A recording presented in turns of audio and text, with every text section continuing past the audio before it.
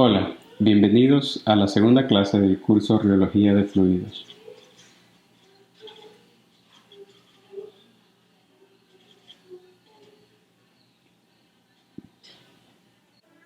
Los fluidos pueden ser clasificados de varias formas, dependiendo de su compresibilidad o quizás el régimen de flujo. Sin embargo, en este curso nosotros estamos considerados en la clasificación que se basa en los efectos producidos bajo la acción de fuerzas cortantes. Es decir, voy a escribir aquí clasificación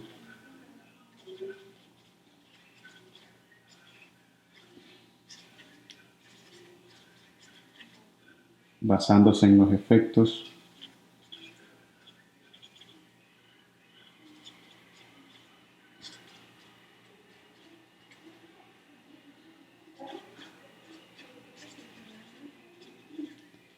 producidos bajo la acción de fuerzas cortantes.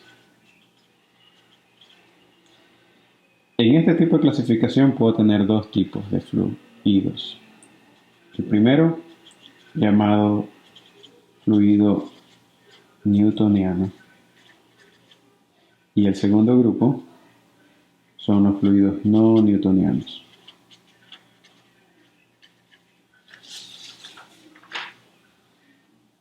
Primero definamos qué significa un fluido newtoniano, dado que muy probablemente todos somos familiares con este tipo de fluido, por ejemplo aire o agua.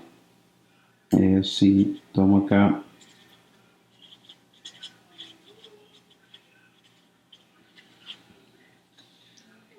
considerando el caso de flujo especial entre dos placas separadas a una distancia de y, yo tendría lo siguiente.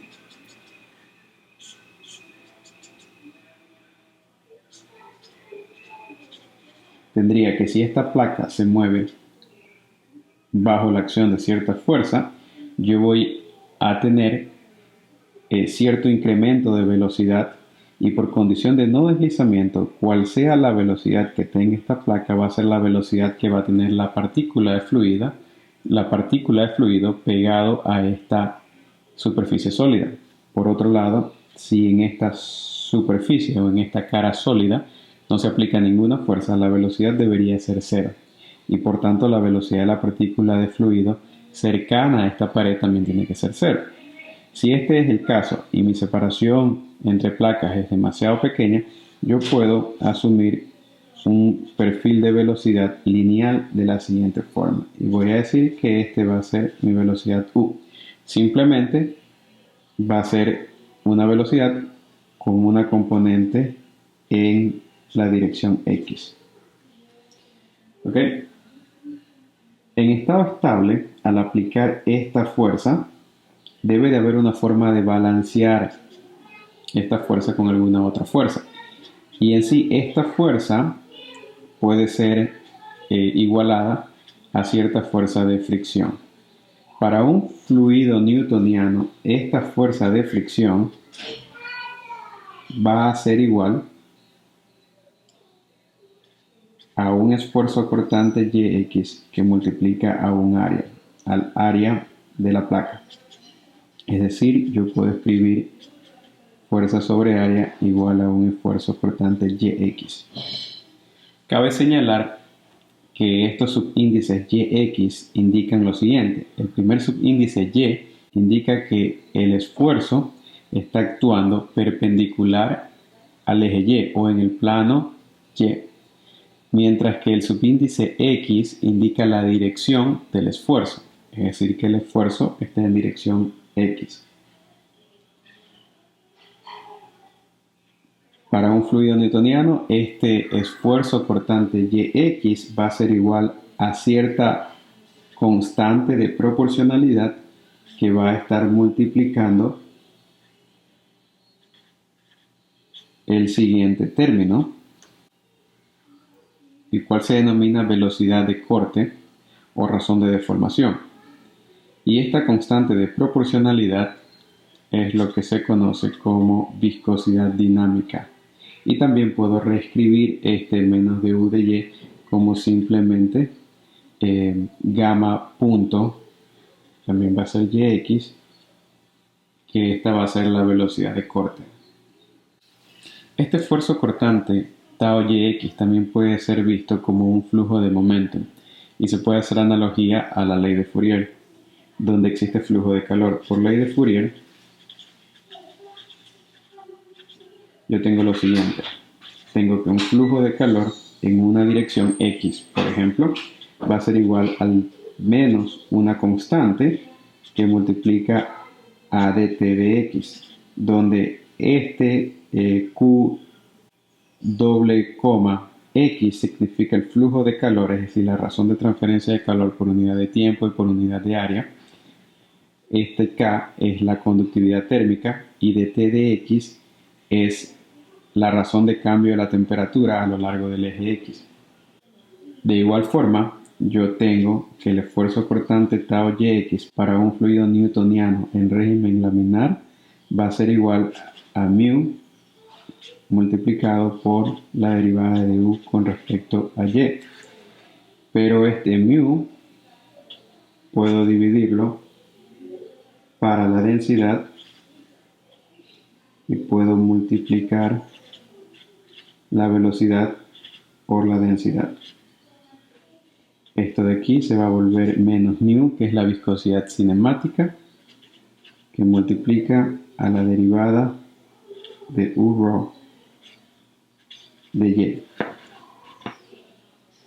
Y esto de aquí, densidad multiplicada por u, puedo verlo de la siguiente forma. Masa por velocidad debería ser momentum lineal. Densidad por velocidad va a ser igual a momentum lineal. Esto es momentum, es cantidad de movimiento lineal sobre unidad de volumen.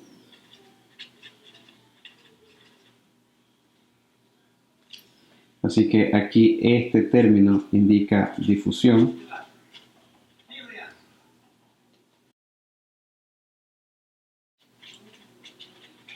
Y esto es la viscosidad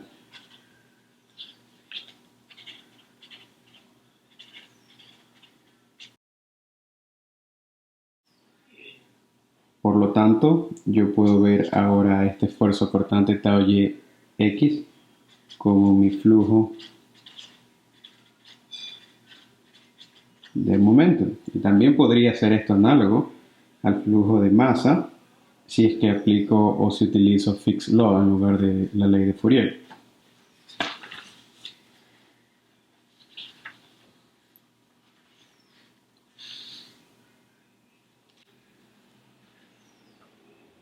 Para un fluido newtoniano, esta constante de proporcionalidad que llamé primero C va a ser igual a la viscosidad. Y esta viscosidad no va a ser una función ni de la velocidad de corte, ni tampoco del esfuerzo cortante. Y eso es básicamente lo que define un fluido como newtoniano. Así que esta viscosidad solamente va a depender de ¿qué? Solamente dependerá del material, puede también depender de la presión y por supuesto de la temperatura.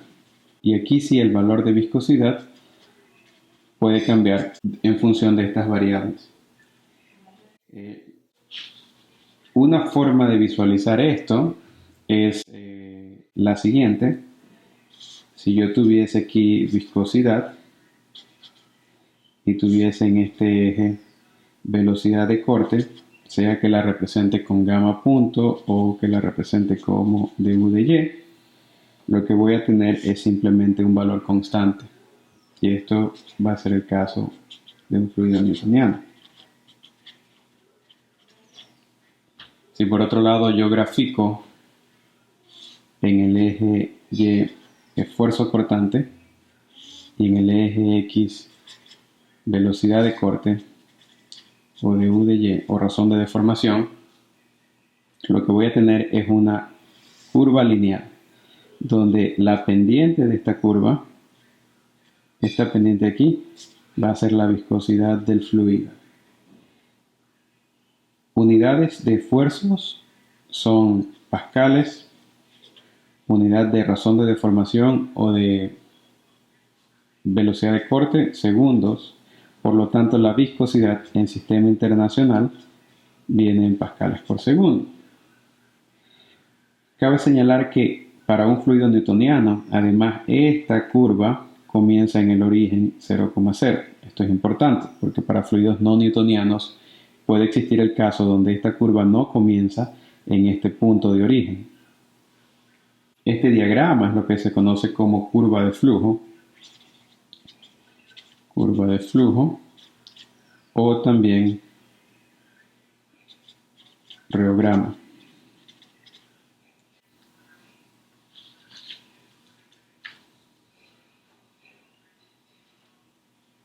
Y analizando esta curva de flujo, nos podemos dar cuenta que simplemente con la viscosidad yo puedo caracterizar cualquier tipo de fluido newtoniano. Así como en sólidos tengo una razón de proporcionalidad entre esfuerzo normal y deformación, y ese es mi módulo de Young, en un fluido newtoniano yo tengo una razón de proporcionalidad entre el esfuerzo cortante y entre la razón de deformación, y esa constante de proporcionalidad es mi viscosidad dinámica. Ejemplos de viscosidad dinámica de fluidos newtonianos a una temperatura de 25 grados centígrados.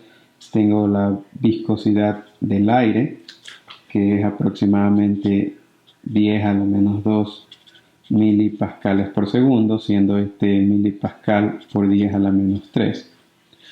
En el caso de la viscosidad dinámica del agua, es aproximadamente 1 milipascal por segundo.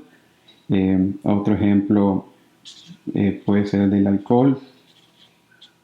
Creo que el etílico es muy parecido al del agua, 1.2 milipascales por segundo. Y existen fluidos que tienen viscosidades más altas, como por ejemplo los aceites. Y en este caso voy a escribir el aceite de oliva. Y este es 100 milipascales por segundo. Y también existen fluidos mucho más viscosos, como en el caso de la miel, que la viscosidad es 10 a la 4 milipascales por segundo. Otra forma de describir físicamente el concepto de viscosidad es la resistencia al movimiento. Por lo tanto, fluidos que tienen una viscosidad más alta, conforme me muevo en esta dirección, van a tener una resistencia más alta al movimiento, es decir, que va a ser mucho más difícil poder deformar o hacer fluir estos fluidos o tener algún objeto que pase a través de ellos. Y es más, esa es una de las formas en que se mide la viscosidad de un fluido, es hacer caer una esfera a través de el fluido y darse cuenta qué tan rápido o qué tan lento se mueve, cuál es el valor de su velocidad terminal, y así relacionar esta a la fuerza de arrastre o en sí al valor de viscosidad de cada fluido. Cabe señalar también que esta forma de expresar esfuerzo cortante, tau Yx igual a mi constante de proporcionalidad por du de Y, es para el caso simplificado que mostré al inicio, donde simplemente tengo una sola componente de velocidad, es decir, u. Pero hablando de forma general, mi velocidad no siempre va a ser en una sola dirección o no siempre va a ser un escalar, sino que yo podría tener un vector de velocidad o un campo de velocidad en algún tipo de flujo tridimensional. Y en este caso, este vector de velocidad va a depender de las componentes x, y, z, si estoy hablando en el plano cartesiano. Es decir, que yo puedo escribir esto como componentes multiplicadas por un vector unitario. Es decir, podría tener un ui más una v pequeña j más un omega k, donde i, j, k son los vectores unitarios.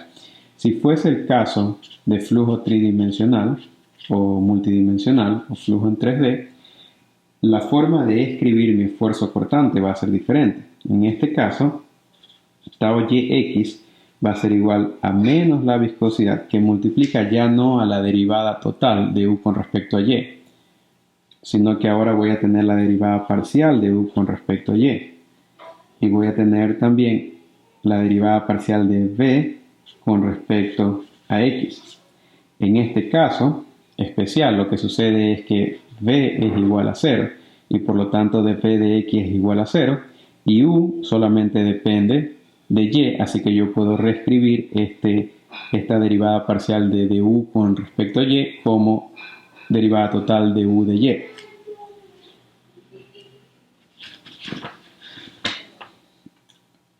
Una forma fácil de recordar la definición de esfuerzo cortante es simplemente basarme en los subíndices. Tengo subíndices Yx, así que lo que se va a multiplicar por la viscosidad va a ser la componente de velocidad en X derivada con respecto a Y, mientras el otro término va a ser la siguiente componente que va a ser la componente de la velocidad en Y, pero esta vez la derivada con respecto a al otro subíndice que es X.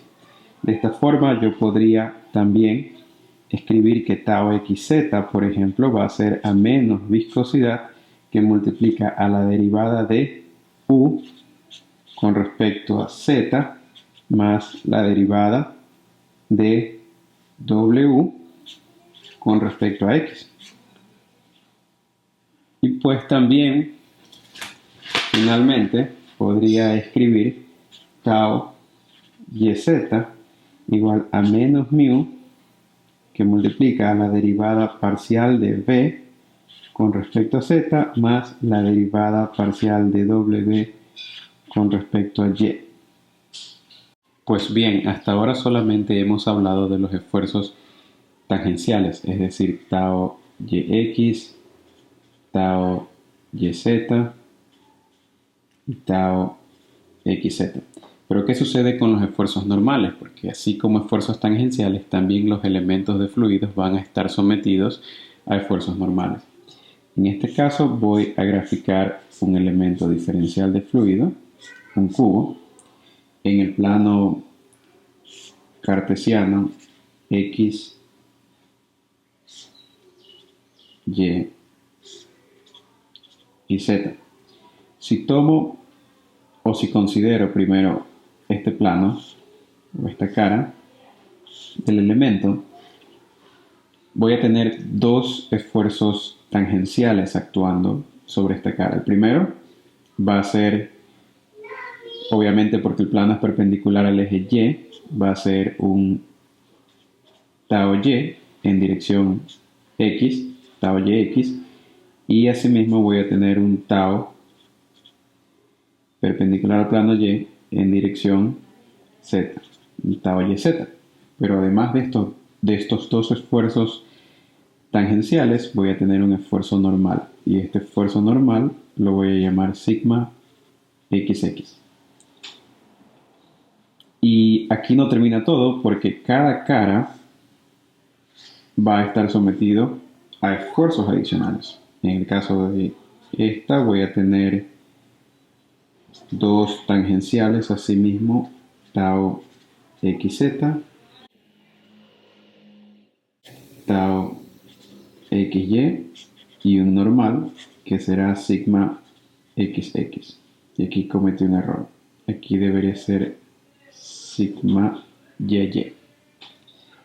Y finalmente tomo la tercera. Voy a tener acá dos cortantes. Tau Z perpendicular al plano Z, dirección Y, tau ZY, y acá tau ZX. Y mi normal, que será sigma ZZ. No grafico los otros porque si considero equilibrio del elemento de fluido que está en alguna capa de fluido, van a existir siempre esfuerzos pares, es decir, dos esfuerzos cortantes serán siempre opuestos y por lo tanto deben de tener la misma magnitud. En otras palabras, tau yx va a ser igual al tau xy, tau xz será igual a tau zx y tau yz debe de ser igual a tau zy. Si considero ahora los esfuerzos normales, tendré sigma xx, sigma yy y sigma zz. Pues cada uno de estos esfuerzos normales va a tener dos componentes, si así lo quiero ver. La primera será debido simplemente a la presión isotrópica. Y esta va a actuar o va a estar presente sin importar si el fluido se encuentra en movimiento o no, si esta partícula de fluido se encuentra en movimiento o no. Y en este caso voy a llamar a esto simplemente menos P y menos P. Pero adicional voy a tener otra componente netamente debida o causada al movimiento. Y voy a llamar esto, o voy a escribir que esta va a ser una contribución debido o debida al flujo o deformación del fluido.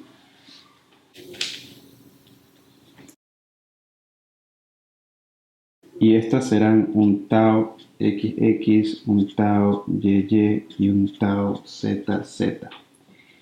Para el caso de fluidos newtonianos, estos esfuerzos tau xx, tau yy y tau zz, que son la contribución debido al movimiento del fluido, se las llama componentes del esfuerzo normal deviatórico. Y para el caso de fluidos no newtonianos simplemente se los llama esfuerzos extra, de una forma de llamarlos más sencilla. Y lo voy a escribir en esta hoja. Entonces, tau xx, tau yy y tau zz serán las componentes del esfuerzo normal deviatórico. Y solo voy a escribir tau xx por simplicidad. Este tau xx va a ser igual a menos 2 veces la viscosidad dinámica que multiplica la derivada parcial de la componente de velocidad u sobre x más 2 tercios de la viscosidad dinámica que multiplica a la derivada parcial de u con respecto a x más la derivada parcial de b con respecto a y más la derivada parcial de omega con respecto a z. Sé que se ve un poco largo y asimismo tendría yo tau yy y tau zz. Sin embargo, no hay de qué preocuparse porque para un fluido newtoniano estas deben de ser igual a 0. Y la forma de verlo es de la siguiente forma.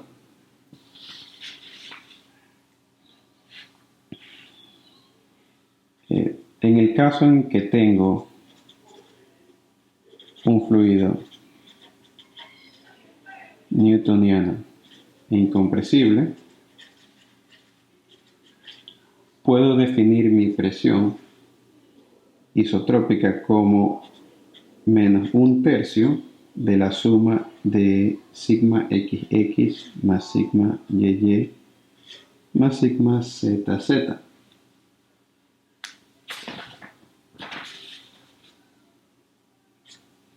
Y ahora, estos sigma xx, sigma yy y sigma zz acabé de definirlos como menos presión más tau xx, tau yy, tau zz. Así que combinando estas dos ecuaciones, esta y esta de acá, no me queda más que concluir que tau XX debe ser igual a 0, tau YY debe ser igual a 0 y tau ZZ debe ser igual a 0. Así que no importa qué tan engorrosa o complicada es la definición de estos esfuerzos normales, ellos van a ser igual a 0 para un fluido newtoniano. Ahora, esto no es cierto para un fluido no newtoniano, sin embargo, eso lo veremos luego. De esta forma, añadamos esto a definición de un fluido newtoniano. Voy a escribir acá que, por lo tanto, un fluido newtoniano va a ser aquel en el que, número 1, la viscosidad o la constante de proporcionalidad entre esfuerzo cortante y velocidad de corte no va a ser igual a una función ni de la velocidad de corte ni del esfuerzo cortante. Esto quiere decir que la viscosidad va a ser igual a una constante para una temperatura y presión dada.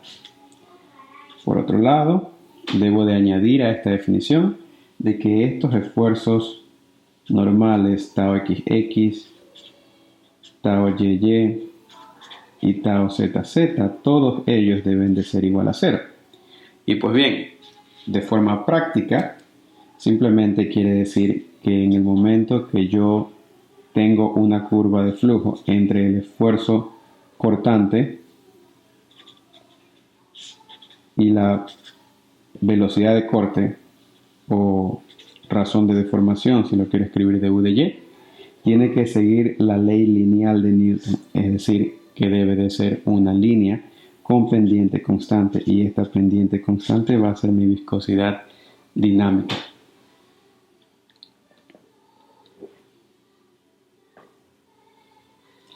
Ahora hablemos sobre el comportamiento de los fluidos no newtonianos.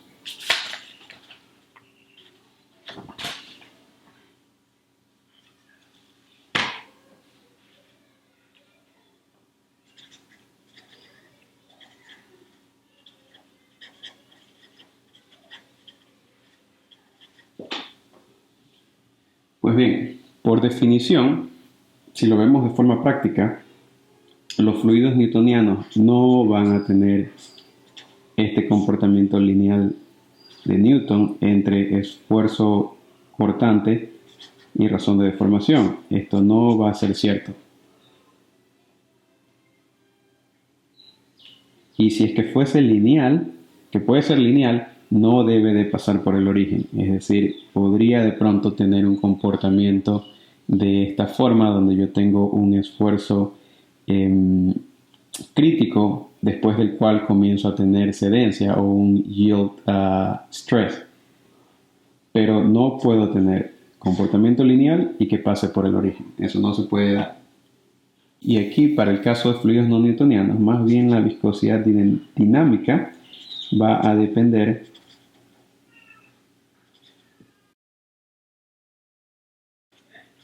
condiciones de flujo. Y cuando digo condiciones de flujo, me refiero a geometría, velocidad de corte, etc.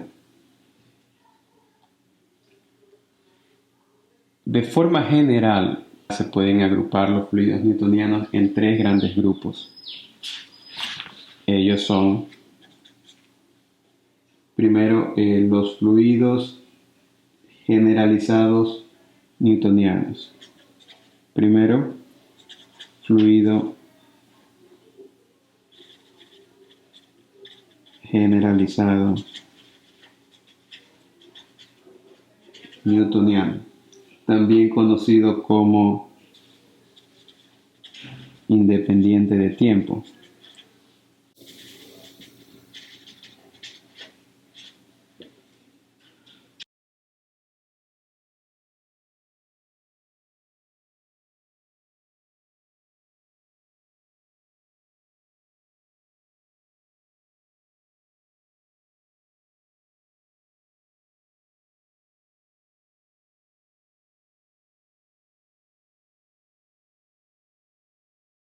En este caso de fluidos no newtonianos, La velocidad de corte solamente va a depender del esfuerzo cortante para cualquier punto dado. Es decir, no tengo dependencia del tiempo t, no hay dependencia. Porque esto lo va a separar radicalmente del segundo grupo, que son fluidos no newtonianos dependientes de tiempo. Estos flujos son más complejos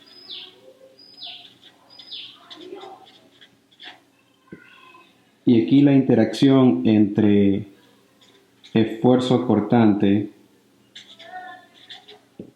y velocidad de corte depende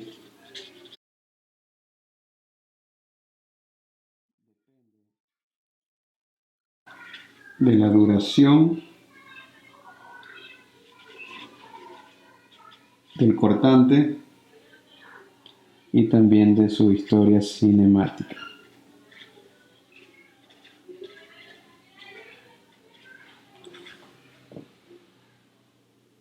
Y más luego voy a ahondar sobre esto, pero la clara diferencia entre estos dos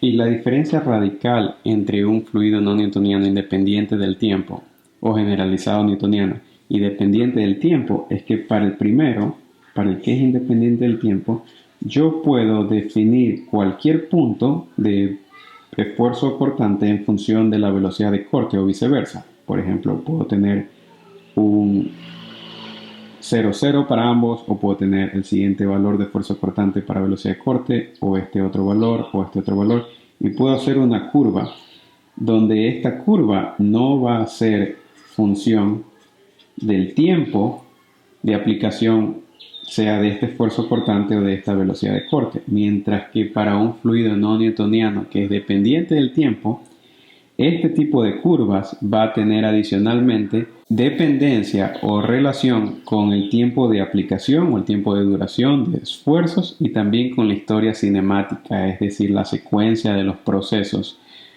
para llevar a cabo deformación en el fluido. Finalmente, tenemos el tercer grupo y este tercer grupo se llaman fluidos viscoelásticos. Y estas son sustancias que presentan características de fluidos ideales y sólidos elásticos, es decir, se comportan como fluidos y también se comportan como sólidos. También muestran recobración parcial de elasticidad después de su deformación. Y ahora esto no solamente termina aquí, porque generalmente un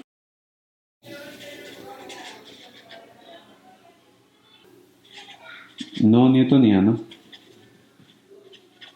puede exhibir o puede mostrar más de un tipo de comportamiento. Puede tener combinación o puede mostrar un comportamiento combinado entre dos o tres tipos de comportamientos anteriormente detallados. De pronto, por cierto rango de velocidad de corte se comporta de cierta forma, pero luego de otro valor de velocidad de corte tiene otro tipo de comportamiento. Otra cosa es que aquí para los fluidos no newtonianos se vuelve más conveniente hablar de un término llamado viscosidad aparente en lugar de hablar sobre viscosidad dinámica. Y esta viscosidad aparente, usualmente denotada por esa letra eta, va a depender de la velocidad de corte o también podría depender del esfuerzo cortante. Y hablemos ahora del primer grupo de fluidos no newtonianos, de aquellos que son independientes del tiempo. ¿Qué sucede con ellos? Si tengo fluido no newtoniano independiente del tiempo, voy a poder clasificarlos en tres grandes grupos. Primero, si la viscosidad aparente, que ahora sí va a ser función de la velocidad de corte, disminuye con la velocidad de corte o con el esfuerzo de formación, estos se llaman en inglés, que es muy fácil recordarlo, shear thinning, es decir, que se vuelven más finos al esfuerzo, o en castellano, conocidos como pseudoplástico. Por otro lado, si la viscosidad aparente aumenta con el esfuerzo cortante o con la velocidad de corte, voy a tener los conocidos como shear thickening, o que se vuelven más gruesos con el esfuerzo, o en castellano conocidos como dilatantes. Y pues bien, si es que aquí quiero graficar también el comportamiento del fluido newtoniano, yo tendría simplemente una línea recta donde este valor va a ser mi viscosidad dinámica. Si grafico estos tipos de fluidos no newtonianos en mi muy popular curva de flujo, tendría lo siguiente. Tendría aquí esfuerzo cortante, velocidad de corte. Si es newtoniano, es aquel que estoy graficando aquí, newtoniano. Si es shear thickening o dilatante, tendría este tipo.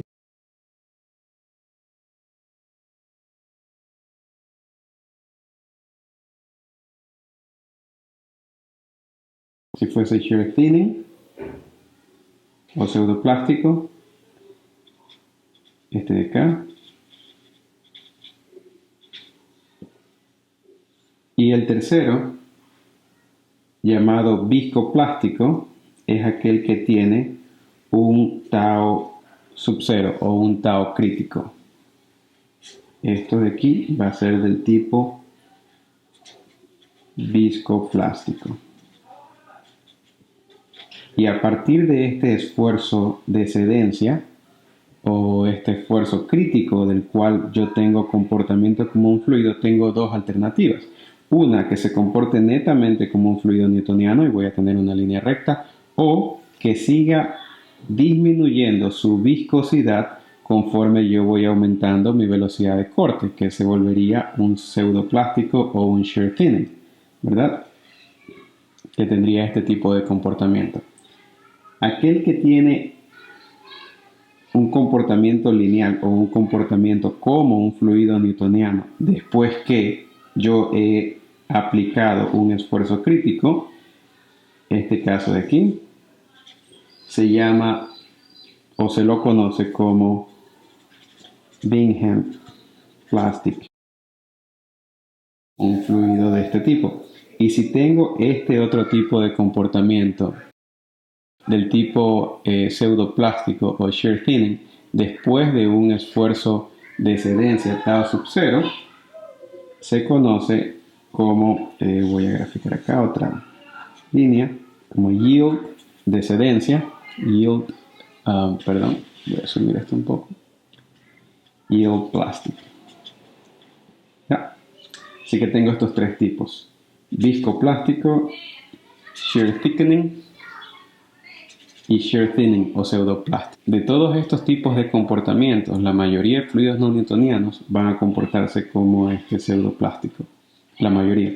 Sin embargo, van a existir otros tipos de fluidos que tienen este tipo de comportamiento. Así que hablemos del más común, del shear thinning o del pseudoplástico, o si lo grafico acá en función de viscosidad aparente y velocidad de corte, es aquel que tiene este tipo de comportamiento decreciente, o que la viscosidad va disminuyendo conforme yo aumento la velocidad de corte. Ejemplo de esto soluciones coloidales como la pintura. Si yo agito la pintura, su viscosidad va a tender a disminuir o a volverse más fluido o más liviano o menos resistente al movimiento.